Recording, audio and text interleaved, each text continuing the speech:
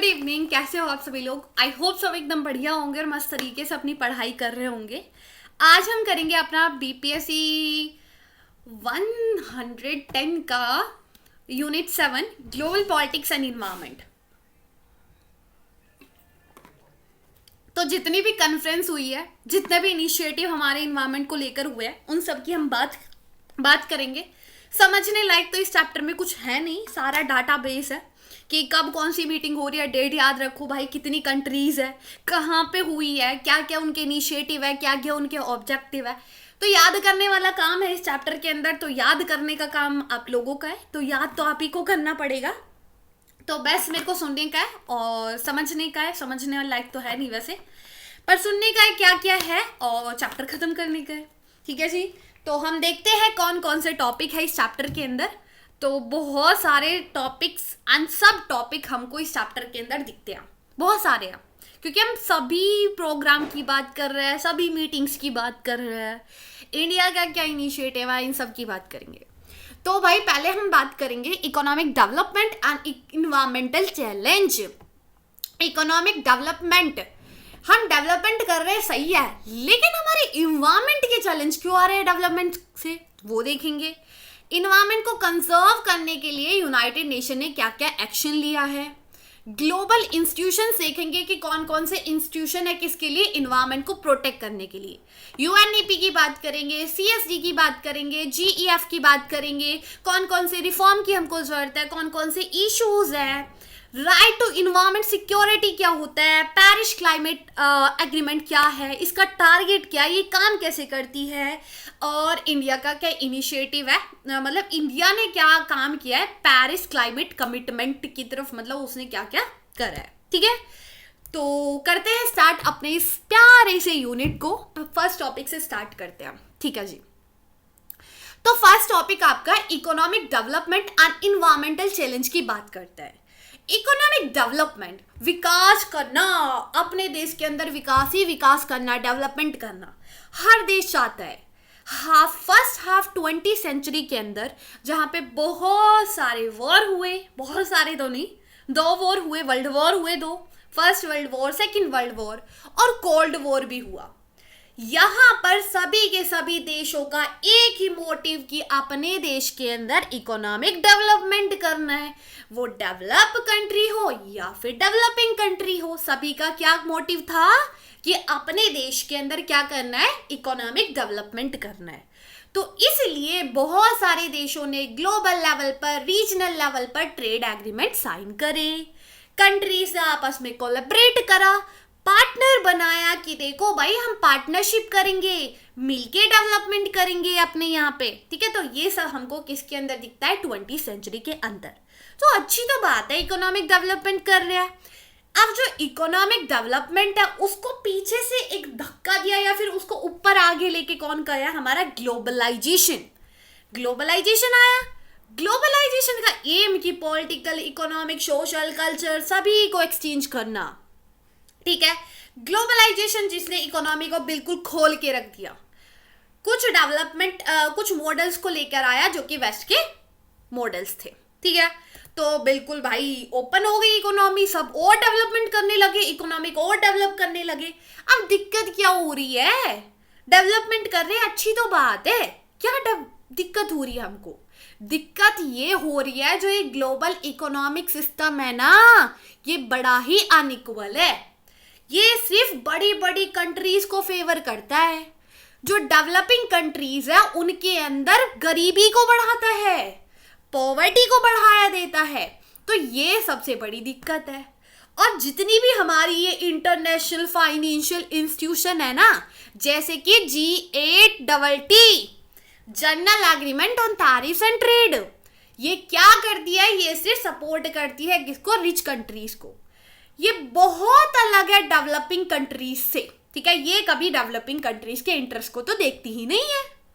तो काहे का इकोनॉमिक सिस्टम जिसमें हमारी डेवलपिंग कंट्री इतना जूझ रही है, इतना परेशान हो रही है। आज के टाइम पे ग्लोबलाइजेशन है, जहां पर फ्री ट्रेड है, फ्री मार्केट है, लोग इतना इंडस्ट्रियलिज्म कर रहे हैं, बहुत ज्यादा। जिसका इम्पैक्ट ना बहुत नेगेटिव दिख रहा है। लोगों की वर्किंग कंडीशन बदतर से बदतर हो चुकी है। बहुत सारी इंडस्ट्री खोल दी, लेकिन जो इंडस्ट्री के अंदर काम कर रहे हैं ना, वो सांस लेके भी वहां पे काम नहीं, मतलब बिना मास्क के काम नहीं कर सकते हैं। वर्किंग कंडीशन इतनी बेकार हो गई है। अरे वर्किंग कंडीशन तो छोड़ो, हमारे इन्वायरमेंट को नहीं छोड़ा उन्होंने। ऐसा क्या कर दिया? डेवलपमेंट करा, बहुत अच्छी बात है, लेकिन रिसोर्सेज को तो खा गए। डेवलपमेंट के चक्कर में सारे रिसोर्सेज को खा गए। आगे वाली जनरेशन कहाँ जाएगी?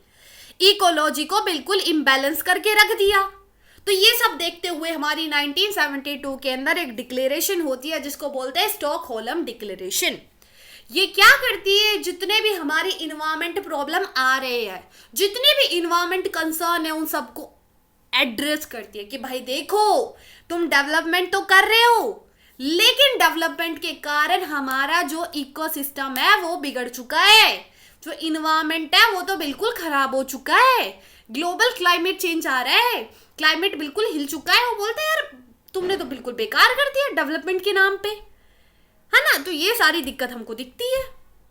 तो आज क्या दिक्कत हो रही है? दिक्कत ये है कि जो रिसोर्स है वो बिल्कुल खत्म हो चुके हैं। ओजोन लेयर वो डिप्लीट हो रही है। डिफोरेस्टेशन, लोगों ने जंगलों को नहीं छोड़ा है, लोगों ने पेड़ों को काट दिए। भाई स्पीसीज नहीं बची है दुनिया में। बायोडाइवर्सिटी खत्म होती जा रही है, बहुत कम होती जा रही है। इंसान बढ़ते जा रहे हैं, जानवरों को, पक्षियों को, इनकी बायोडाइवर्सिटी को खत्म करते जा रहे हैं। अरे हो क्या रहा है ये?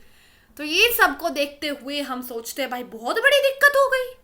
हम रियलाइज करते हैं भाई बहुत बड़ी दिक्कत है। ये दिक्कत अपने देश की नहीं है, ये दिक्कत तो वर्ल्ड लेवल की है, ग्लोबल लेवल की है।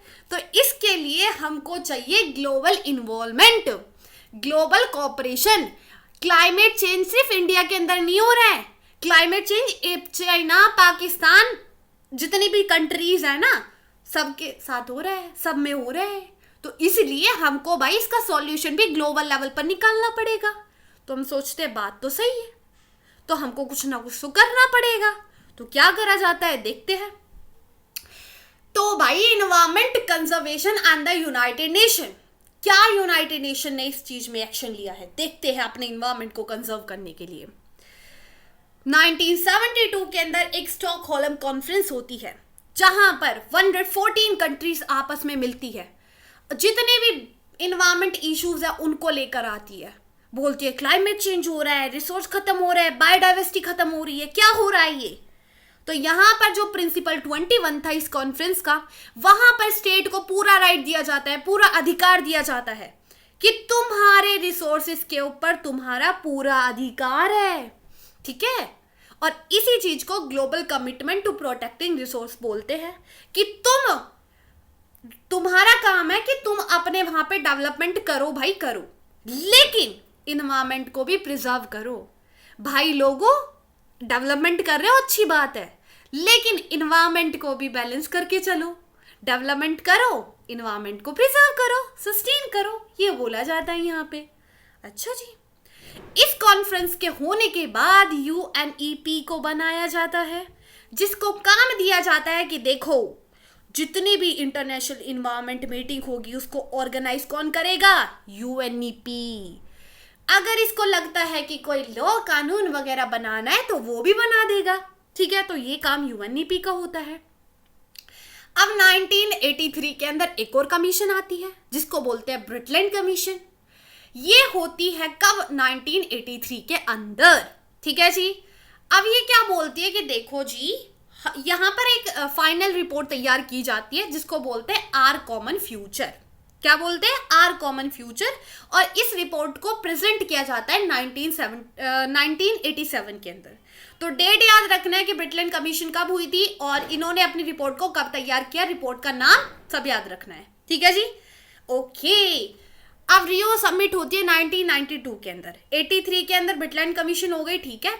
अब उसके बाद हमारी एक और होती है, कौन सी? Rio summit. रियो समिट जो कि रियो दी जेनेरियो के अंदर होती है, जो कि ब्राजील के अंदर है। यहाँ पर हमारी पूरी 178 कंट्रीज आती है, ठीक है, और 1400 कुछ हमारे NGOs आते हैं। और इसके बाद इसके कुछ की आउटकम जो निकल के आते हैं, रियो डिक्लेरेशन, एजेंडा 21, फॉरेस्ट के प्रिंसिपल्स कुछ, यूएनएफसीसी एंड सीबीडी, ठीक है, सीबीडी इनकी आगे बात करेंगे हम। तो ये सारी चीजें हमारी यहाँ पे निकल के आती है, ठीक है। कि देखो भाई, अपने करना है करो जितना तुमको डेवलपमेंट कर रहा है, लेकिन अपने इन्वायरमेंट को भी सस्टेन करके रखो। रियो डिक्लेरेशन जहाँ पे 27 प्रिंसिपल है, इनका एम है कि अपने जो नेचर है, अपना जो इन्वायरमेंट है, उसको प्रोटेक्ट करना है, सस्टेनेबल डेवलपमेंट करना है। डेवलपमेंट करो लेकिन इन्वायरमेंट को बचाओ भाई लोगों, ठीक है। ये बोला जाता है कि स्टेट की सॉवरेनिटी है, इंपॉर्टेंस दी जाती है कि स्टेट का काम है, कर्तव्य है कि अपने इन्वायरमेंट को बचाए, डेवलपमेंट करो लेकिन इन्वायरमेंट को बचाओ।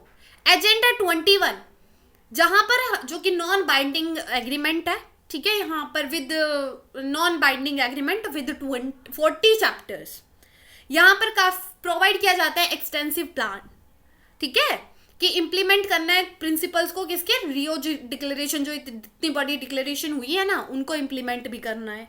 और इस इम्प्लीमेंट कराने के अंदर बहुत सारे stakeholder, youth, women, NGO, indigenous communities आती है सामने कि भाई एक लोग तो इसके प्रिंसिपल को इम्प्लीमेंट नहीं कर सकते, एक इंसान कोई पूरे मतलब हमारी ग्लोबल प्रॉब्लम को सॉल्व नहीं कर सकता है, ठीक है। तो सभी मिलकर हम अपने ग्लोबल दिक्कत को दूर करेंगे, सॉल्यूशन निकालेंगे।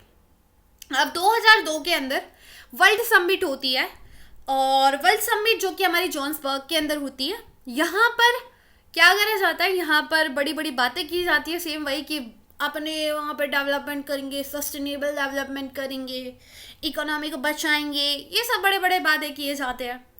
अब इतनी बड़ी बड़ी वादे होने के बाद इसके अंदर हमको जो कमी दिखती है ना, वो ये दिखती है कि भाई बड़े बड़े वादे कर दिए, बड़ी बड़ी बातें करती है, लेकिन करता हुआ हमको कुछ नहीं दिखता है इसके अंदर। तो ये सबसे बड़ी दिक्कत हमको दिखती है, ठीक है। तो यूएन की हमने जितनी भी सारी चीजें देखी। अब हम ग्लोबल इंस्टीट्यूशन की बात करेंगे जो कि इन्वायरमेंट को प्रोटेक्ट करने की बातें करती है। यूएनडीपी आगे ही बात करा कि स्टॉकहोल्म हमारी कॉन्फ्रेंस हुई थी, उसके अंदर ये बनाया जाता है, ठीक है। उसी के बाद बनाया जाता है कि बात करते हैं कि यूएनडीपी बनाने का है। यूएनडीपी का जो ऑब्जेक्ट है वो ये है कि मॉनिटराइज करना, कोऑर्डिनेट करना, जितनी भी इन्वायरमेंट कंजर्व करने के लिए जितनी भी एक्टिविटीज है उन सबको देखना, ठीक है, उनसे रिलेटेड। एड्रेस करती है बायोडाइवर्सिटी के जितने भी इश्यूज आ रहे हैं, ओजोन का डिप्लेशन होना, डेजर्टिफिकेशन होना, जितने भी टॉक्सिक वेस्ट को मैनेज करना, इंडेंजर स्पीसीज के ऊपर बात करना, ये सभी जितनी भी आजकल की प्रॉब्लम है ना, उन सबको कौन एड्रेस करती है, हमारी यूएनईपी, ठीक है जी। तो ये सब इसका काम है। और आगे हम बात करें, इसके अंदर चैलेंज ये है कि भाई देखो, ज़्यादा हमको नेशन का कॉन्ट्रीब्यूशन इसके अंदर नहीं दिखता है, एग्जीक्यूटिव पावर बहुत कम है, बड़ी बड़ी बातें सब करके जाते हैं, लेकिन करते हुए हमको कोई नहीं दिख रहा है, वो यूएनईपी हो या यूएनडीपी हो। फिर उसके बाद सीएसडी की बात की जाती है। सीएसडी जो कि हमारी रियो समिट के बाद बनाई गई थी, इसका एम है मॉनिटराइज करना और इम्प्लीमेंट करना जितने भी हमारे यूएनसीईडी के प्रोग्राम है। बड़ी बड़ी बातें यूएनसीईडी करेगा, लेकिन उसको इम्प्लीमेंट कौन करेगा, सीएसडी। इसका एग्जामिन करना, रिव्यू करना फाइनेंशियल फंडिंग को, किसके लिए, कंजर्वेशन के लिए, ठीक है। तो ये सब इसका काम है, लेकिन इसमें भी हमको चैलेंज यही दिखता है कि पॉलिटिकल विल हमको नहीं दिखता है, कहीं ना कहीं लैक दिखता है इस चीज़ का, कि बड़ी बड़ी बातें करना कि मॉनिटराइज करेंगे, इम्प्लीमेंट करेंगे इन प्रोग्राम को, लेकिन करते हुए हमको कोई नहीं दिख रहा है। तभी तो भाई क्लाइमेट चेंज हो रहा है ना। ग्लोबल इन्वायरमेंट फैसिलिटी, जिसको हम GEF भी बोलते हैं, ये स्टैब्लिश कराया था वर्ल्ड बैंक ने, यूएनडीपी ने, यूएनईपी ने, ठीक है। किसने किया था, वर्ल्ड बैंक ने, यूएनडीपी ने, यूएनईपी ने। कब, 1990 के अंदर। इसका काम है finance project and training program देना, किसके लिए, इन्वायरमेंट को प्रोटेक्ट करने के लिए। ओके जी, तो ये सब इसका काम है। और क्या है, और ये है कि ये फोकस करता है इन्वेस्टमेंट के ऊपर, टेक्निकल असिस्टेंस के ऊपर, रिसर्च के ऊपर। कुछ each agency have specific function, तो इसकी जितनी भी इसके साथ जो एजेंसीज हैं उनका खुद का अपना स्पेसिफिक फंक्शन होता है। ओके, तो ये भी हमारे इन्वायरमेंट को प्रोटेक्ट करने की बातें करता है। तो कंसर्न क्या है, दिक्कत क्या हो रही है? ये जो बड़ी बड़ी बातें कर रहा है कि इन्वायरमेंट को प्रोटेक्ट करना है, ये इतनी बड़ी बड़ी कॉन्फ्रेंस करा दी है, ऑर्गेनाइजेशन यूएनईपी बना दिया है, रियो डी जेनेरियो के अंदर रियो समिट हो रही है, किस लिए हो रही है ये? हमारा इन्वायरमेंट ना डिग्रेड हो रहा है, खत्म हो रहा है। लोग क्या कर रहे हैं कि भाई इन्वायरमेंट को बिल्कुल खत्म कर रहे हैं, निग्लेक्ट कर रहे हैं अपने नेचुरल इन्वायरमेंट को, कंजर्व नहीं कर रहे हैं। ठीक है, ये सबसे बड़ी दिक्कत है। ओजोन लेयर वो कम होती जा रही है, वो डिप्लीट होती जा रही है, खत्म होती जा रही है। जो अल्ट्रावायलेट रेज है वो आ रही है। 1985 के अंदर वीना कन्वेंशन होती है और मॉन्ट्रियल प्रोटोकॉल होता है 1987 के अंदर, जिसके अंदर ओजोन डिप्लेशन जो केमिकल है उनको बैन करने के ये दोनों एग्रीमेंट्स बात करते हैं कि देखो जितने हमारे ओजोन लेयर को कम करने हैं ना, जितने भी केमिकल सबको बैन कर दो, सबको बैन कर दो। ये बात करता है कौन? हमारी ये दो मीटिंग। ठीक है, आगे हम देखते हैं क्लाइमेट चेंज। भाई क्लाइमेट चेंज हो रहा है, सबसे बड़ी दिक्कत है क्लाइमेट चेंज हो रहा है। हाँ जी, और ये हमारा क्लाइमेट चेंज की इशू रियो डी जेनेरियो के अंदर बोला जाता है कि देखो भाई क्लाइमेट चेंज हो रहा है, बचाओ। क्योटो प्रोटोकॉल जिसका जो कि सेट करता है टारगेट की कैसे हम अपने क्लाइमेट चेंज के इश्यूज को भाई काम करें, इसके ऊपर फोकस करें। जितनी भी टॉक्सिक गैस जो लोग छोड़ रहे हैं ना उसको कम करो भाई, वरना क्लाइमेट चेंज हो रहा है। सोच लो, क्लाइमेट चेंज हो गया, तुम्हें चेंज कर देंगी। ठीक है, पृथ्वी तुम्हें चेंज कर देगी, ये बात याद रख लेना। डिफोरेस्टेशन के अंदर क्या हो रहा है? लोग जंगलों को काट रहे हैं, लोगों को पता नहीं क्या नफरत हो रही है, पॉपुलेशन बढ़ती जा रही है, घर नहीं है तो जंगलों को काट रहे हैं। अरे तुम जंगलों को तो काट रहे हो, जो जंगल के अंदर जानवर है वो क्या तुम्हारे घर में रहेंगे? सभी जानवरों को पाल के रखोगे कि एक घर शेर के लिए, एक घर चीते के लिए, एक घर मुर्गे के लिए, एक घर भैंसे के लिए? कब तक बनाओगे? है ना। तो ये बोला जाता है कि देख लो जी, इतना डिफोरेस्टेशन ना करो। ठीक है, और डिफोरेस्टेशन की बात हमारी रियो समिट के अंदर भी डिस्कस करी जाती है कि देखो भाई फॉरेस्ट को कंजर्व करने का, इतना फॉरेस्ट नहीं काटना। ओके, डेजर्टिफिकेशन, लोग क्या कर रहे हैं? डेजर्टिफिकेशन कर रहे हैं, लोग एक्सटेंसिव एग्रीकल्चर कर रहे हैं। जो हमारी मतलब फर्टाइल लैंड है उसको खराब कर रहे हैं, मतलब इतना ज़्यादा उन्होंने केमिकल वगैरह का यूज़ करते हैं, ओवर ग्रीजिंग करते हैं। ठीक है, और मतलब बहुत बुरा हाल करके रखा है लोगों ने। ठीक है, डिफोरेस्टिफिकेशन की वजह से ये सारी दिक्कतें हमको दिखती है। बायोडाइवर्सिटी को बचाने की जरूरत है। जंगल काट रहे हो, जंगल के जानवर कहाँ पे जाएंगे? तुम्हारे घर में थोड़ी ना रहेंगे। उनको बचाओ, उनको कंजर्व करो, बेचारे वो मर जाएंगे, उनके पास घर नहीं है। तुमको वो गरीब इंसान तो दिख जाता है, लेकिन उन जंगलों को, जब तुम जंगलों कह रही हो, उन जंगलों को काट देते हो, वो जानवर कहाँ जाएंगे? उनको बचा लो, देवी देवताओं, बोलता है कौन? ये दिक्कत है, देख लो। फ्रेश वाटर रिसोर्स, लोगों के पास पानी नहीं है पीने का। अब साफ पानी नहीं है गांव इलाके में तो लोग मूवमेंट करते हैं, लोग गांव से शहर आते हैं। अब इतना ज़्यादा जब माइग्रेशन होएगा तो दिक्कत तो आएगी ही आएगी। मैराइन रिसोर्स को बचाने की जरूरत है। तुमने जंगल तो जंगल, तुमने पानी के जानवरों को भी नहीं छोड़ा है, कैसे करोगे? हे मनुष्य, क्या करेगा तू? तूने इतना ज़्यादा वाटर पोल्यूशन कर दिया है ना कि जो मछलियां हैं, जो व्हेल है, सब परेशान हो गए तेरे से। जंगल में तेरे से जानवर परेशान, और क्या बोलते हैं, समुद्र के अंदर तेरे से समुद्री जो जितने भी हमारे सी वॉट मतलब जो रहते हैं यार मैराइन के अंदर, वो सब परेशान, मछली वगैरह। क्या करोगे यार, है ना। तो ये सब दिक्कत हमको दिख रही है। अब एक हमारी राइट आती है, राइट टू इन्वायरमेंटल सिक्योरिटी। ये क्या है? ये है इन्वायरमेंटल सिक्योरिटी। अरे यही तो बोला ऊपर, बस आपने राइट ही तो नहीं बोला। यहां पे बोला जाता है protection of people both natural and man made threat of environment. कि भाई देखो, इंसान प्रोटेक्ट करेगा नेचुरल और मैन मेड जितने भी हमारे थ्रेट्स है ना उनसे। ठीक है, कि एनवायरमेंट को जो जो चीजें थ्रेट कर रही है ना उन सब से कौन प्रोटेक्ट करेगा? इंसान। ये तुम्हारी रिस्पॉन्सिबिलिटी है, तुमको दिमाग दिया है, तुमको सोचने की क्षमता दी है भगवान ने। तुम इतना भी नहीं सोच सकते हो? कहाँ गई तुम्हारी बुद्धि? अच्छा जी, ओके। तो बोला जाता है कि देखो पॉल्यूशन कम करो, इन्वायरमेंट को बचा के रखो, क्लाइमेट चेंज हो रहा है, डर लग रहा है, जो बड़े बड़े इम्पैक्ट हो रहे हैं ना, बहुत दिक्कत हो जाएगी आगे जाके, बचा लो, अभी कर लो सॉल्यूशन, कोई निकाल लो solution. Threat to environment security, सांस लेने के लिए बोल रहे, पीने के लिए पानी नहीं है साफ, अब तुम मर जाओगे तो तुम्हारे पास साफ पानी नहीं बचेगा। तो ये डेवलपिंग कंट्री के लिए बहुत बड़ा थ्रेट है कि साफ पानी नहीं है ना।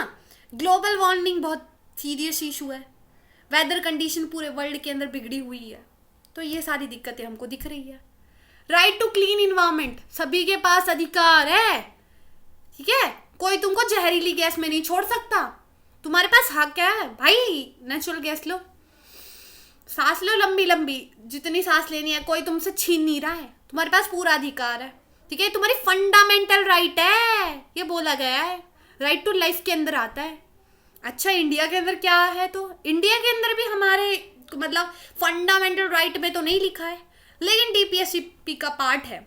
जुडिशरी ने इंटरप्रेट किया था कि देखो राइट टू लाइफ जो आपका आर्टिकल 21 है, उसके अंदर साफ सीधा जुडिशरी ने बोला है कि आपको अधिकार है जीने का। जीने का मतलब ये नहीं है कि जानवरों की तरह जी रहे हो, पूरे दिन बस ऐसे ही कहीं कीचड़ में पड़े हो, तुमको तालाब में फेंक दिया है तो नशेड़ी की तरह पड़े हो, नहीं। एक हेल्थी और पॉल्यूशन फ्री एनवायरनमेंट में रहने का तुम्हारे पास पूरा अधिकार है, ठीक है।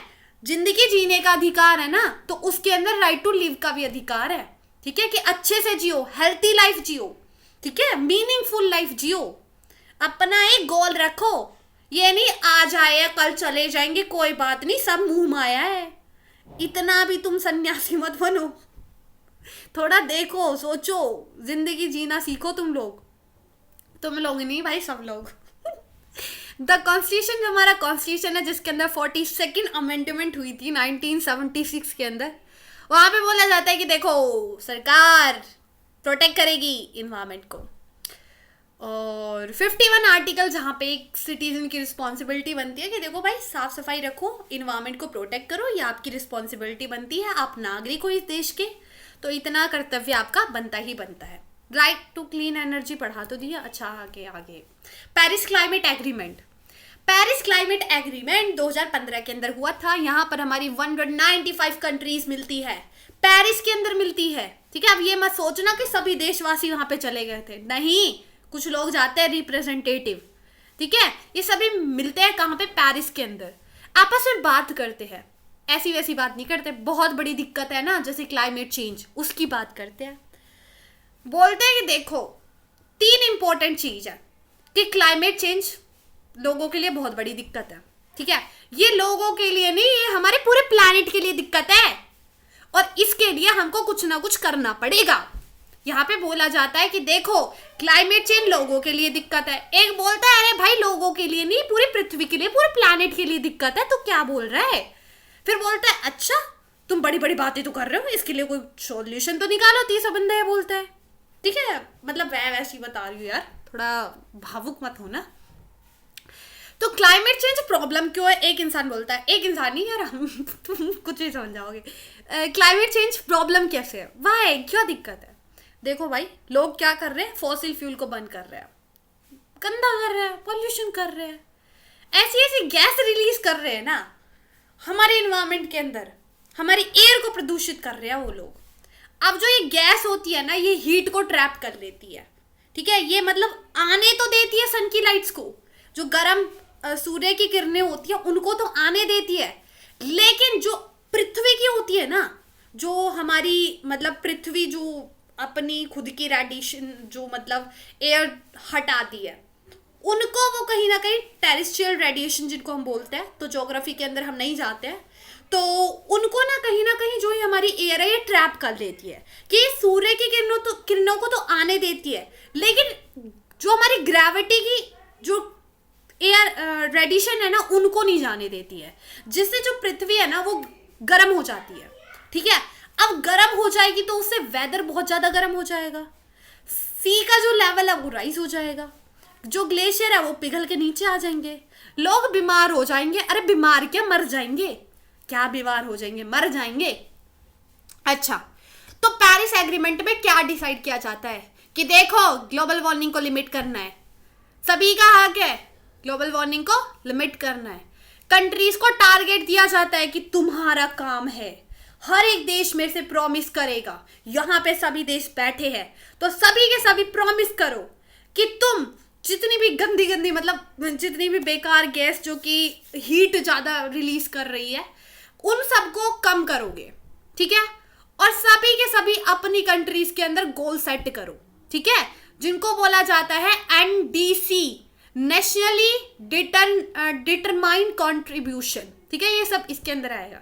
तो हर कंट्री क्या करेगी, अपने लिए खुद के लिए गोल बनाएगी, हमको ज्यादा से ज्यादा कम पॉल्यूशन करना है और अपने इन्वायरमेंट को क्लीन बनाना है, सस्टेन बनाना है। और इस इतनी बड़ी प्रॉब्लम को सॉल्व करने के लिए हम सबको मिलकर कोई ना कोई सॉल्यूशन निकालना है, निकालना नहीं मतलब मिलकर सॉल्व करना है, ठीक है। तो ये पेरिस एग्रीमेंट में बोला जाता है, ठीक है भाई। अब बोला जाता है कि देखो भाई बहुत सारी तो डेवलपिंग कंट्री है जो बेचारी कर ही नहीं पाती है, फाइनेंशियली दिक्कत है, बहुत दिक्कत है, पैसा नहीं मिलता है उनको, पैसा है ही नहीं, मिलेगा कहाँ से। तो बड़ी कंट्री जो डेवलप कंट्री है वो प्रॉमिस करो इनसे कि वो फाइनेंशियली इसकी हेल्प करेगी। तो ये हमारा पेरिस एग्रीमेंट में बोला जाता है। तो पेरिस एग्रीमेंट ऐसा नहीं है कि बड़ी बड़ी बातें करके छोड़ देती है, नहीं, कंट्रीज को एकदम ट्रैक में रखती है, देखती है क्या कर रही है, रिपोर्ट तैयार करती है पूरी सभी की, सभी कंट्रीज के ऊपर निगरानी रखती है, हेल्प करती है, सभी को देखती रहती है कि जो प्रॉमिस कर रहा है ना प्रॉमिस को पूरा करने का है, देखती है, याद रखना, रिव्यू करती है हर 5 साल बाद, हर एक कंट्री का अपडेट निकालती है कि कैसे कंट्री क्या कर रही है, अच्छा तो कर रही है, और अकाउंटेबल बना के रखती है कि अगर तुमने यहाँ पर ज्यादा पॉल्यूशन करा, क्यों करा, बताओ मुझे, जवाब दो, इसमें बोला जाता है, ठीक है। अब इंडिया का क्या कर्तव्य है इसके प्रति वो हम देखते हैं पेरिस एग्रीमेंट में। तो जो पेरिस क्लाइमेट कमिटमेंट थी, इंडिया ने क्या करा है भाई, इंडिया ने साफ सीधा बोला है कि देखो मैं 3 चीजें करूंगा अपने इन्वायरमेंट को मतलब कम करने के लिए। बोलता है कि देखो भाई जितनी भी हमारे यहाँ पे गंदी गंदी गैसें हैं, गंदी मतलब इट्स मीन कि जो हमारे इन्वायरमेंट को इम्पैक्ट कर रही है, ठीक है, जो हार्म कर रही है हमारी एयर को, उनको हम कम करेंगे, ठीक है, उनको हम क्या करेंगे, कम करेंगे। और वो कहती है कि देखो जितनी भी एनर्जीज है वो हम ऐसी 40% हम पावर ऐसी एनर्जी से मतलब ओरिजिनेट करेंगे जो कि फ्रेंडली हो, इको फ्रेंडली हो, ठीक है। सोलर वाइंड एनर्जी का यूज करेंगे जिससे हमारे इन्वायरमेंट को कोई इम्पैक्ट ना पड़े, कोई हार्म ना हो, हमारा इन्वायरमेंट बच के रहे, बच के मतलब साफ रहे, कोई इम्पैक्ट नहीं पड़ेगा। ज्यादा से ज्यादा पेड़ हम लगाएंगे, हम बोलते हैं कि हम तो ज्यादा से ज्यादा पेड़ लगाएंगे जिससे हमारी एयर है बिल्कुल क्लीन, बिल्कुल हरा भरा रहेगा। तो हमने ये 3 प्रॉमिस किसको करा, पेरिस एग्रीमेंट में, और कर भी रहे यार हम। तो इंडिया जो कि काफी अच्छा काम कर रहा है, काफी लेस पॉल्यूशन भी कर रहा है, ज्यादा से ज्यादा क्लीन एनर्जी का यूज कर रहा है, लेकिन यार तुम छोटे छोटे पौधे लगा के कहीं ना कहीं मतलब इतना नहीं कर पा रहे हो जितना तुम कर सकते हो, ठीक है। तो कहीं ना कहीं हमको भी थोड़ा सा अपने इन्वायरमेंट को प्रिजर्व करना चाहिए। जितना तुम पानी चलाने के लिए कि हाथ धोने के लिए पानी चलाया, टैप चलाया तो उसको खुला छोड़ दिया, तो ये सब आपको भी नहीं करना चाहिए। लाइट चल रही है रूम की तो वो चली रह रही है पूरे दिन, पंखा चल रहा है तो चला ही रह रहा है। तो थोड़ा सा ना आपको भी इन चीज़ों के ऊपर फोकस करना पड़ेगा, देखना पड़ेगा, ठीक है। तो आने वाली जनरेशन के बारे में थोड़ा सा सोच लो, पानी को भी वेस्ट मत करो और बिजली को भी वेस्ट मत करो, और पेड़ पौधे लगा के रखो, ठीक है। बचपन में जितने फूल तोड़े लेकिन अब पेड़ लगा लो, ठीक है। तो जितना कर सकते हो यार अच्छे काम करो, कर्म अच्छे करो, ठीक है। इंडिया क्या कर रहा है, इंडिया जो कि सबसे बड़ी प्रॉब्लम है ना इंडिया के लिए, डर्टी एयर। भाई बहुत बुरी हालत हो जाती है, बहुत लोगों की मौत हो जाती है। हम तो एनसीआर वाले इलाके में रहते हैं, मुझसे पूछो क्या हाल हो जाता है। मुझसे क्या ही पूछोगे यार, मेरे बाहर वाले लोगों से पूछो, मैं तो अपना पूरा टाइम रूम में ही रहती हूँ। बट दिक्कतें तो बहुत होती है, सच में बहुत ज़्यादा दिक्कत हो जाती है अक्टूबर नवंबर वाले टाइम पे। तो मतलब सांस लेने वाली हालत नहीं रहती है, वो आँखों में जलन करती है जो बाहर की हवा होती है, अलग सा ही धुंध सा रहता है, धुंधनी भी नहीं रहती, वो ओस भी नहीं रहती, वो पॉल्यूशन होता है। तो बहुत दिक्कत देता है यार, बहुत पॉल्यूशन है दिल्ली के अंदर, तो सबको पता है कितना पॉल्यूशन है। तो तभी ऐसी दिल्ली की सरकार ये OD1 नहीं लेके आई है, कुछ दिक्कत है तो समझो आप लोग, ठीक है।